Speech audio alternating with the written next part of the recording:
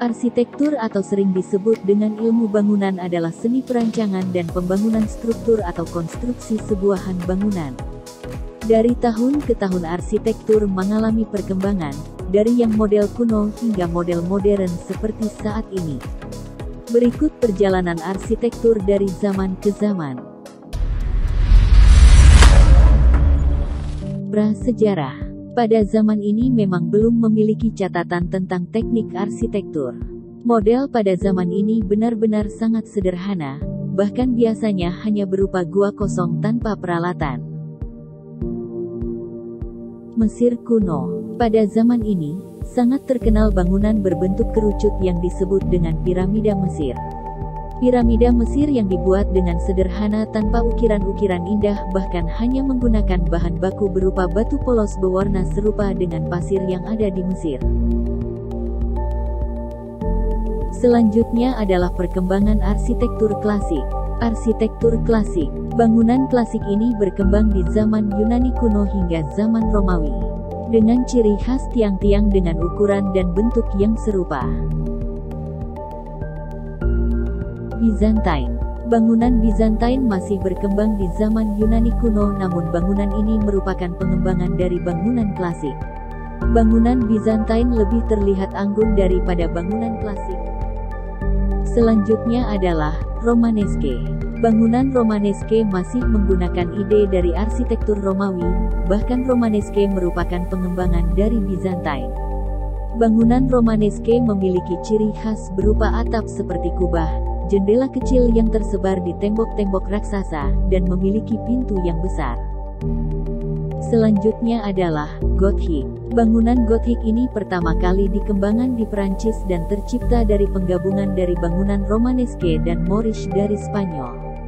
Ciri khas dari bangunan ini yaitu memiliki atap yang tinggi dan bangunan ini dikelilingi jendela kaca yang diukir indah serta penambahan patung-patung yang difungsikan sebagai alat ibadah. Selanjutnya adalah Renaissance. Bangunan Renaissance sering disebut dengan lahirnya kembali teknik arsitektur klasik pada zaman Romawi dan Yunani kuno. Bangunan ini memfokuskan pada aturan dan bentuk simetris. Selanjutnya kita beralih ke Barok. Bangunan Barok merupakan teknik pembangunan dengan gaya baru, yaitu menekankan pada kemewahan. Ornamen-ornamen perhiasan, lukisan estetik, ukiran yang indah dan besar, serta penekanan kontras warna yang menambah bangunan barok semakin lebih mewah seperti bangunan kerajaan. Selanjutnya adalah Neoclassicism. Arsitektur Renaissance membuat teknik ini, dan mempengaruhi seluruh Eropa sehingga arsitektur barok dan rococo berbalik dan mengikuti teknik Neoclassicism. Bangunan ini memiliki ciri khas berupa bentuk bangunan simetris, penopang bangunan yang tinggi, atap berbentuk kubah, dan bagian depan atas bangunan berbentuk segitiga. Selanjutnya adalah Art Nouveau. Pada zaman ini arsitektur Neoclassicism beralih dan mulai menekuni gaya Art Nouveau. Mereka percaya bahwa keindahan sebuah bangunan dapat mudah ditemukan dari alam. Ciri khas bangunan Art Nouveau yaitu memiliki bentuk bangunan asimetris, jendela-jendela kaca yang diukir, dan terdapat kepingan batu. Selanjutnya adalah Art Deco arsitektur. Bangunan arsitektur ini pertama kali muncul di Perancis setelah peristiwa Perang Dunia Pertama dan mulai terkenal pada tahun 20-an. Ciri khas bangunan ini berbentuk lekukan zigzag pada bagian sudutnya dan terdapat pilar ilusi sebagai bagian dari sebuah teknik arsitektur bangunan tersebut.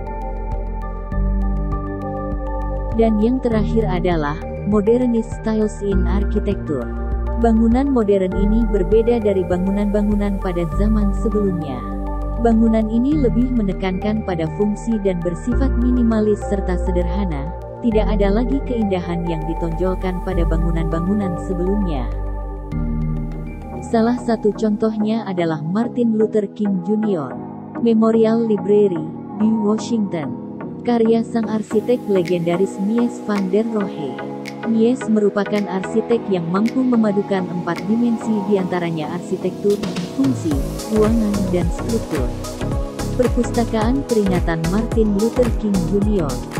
MLKL yang dibuka pada tahun 1972, terlahir kembali sebagai perpustakaan kontemporer pusat pembelajaran seumur hidup yang menjangkau semua komunitas.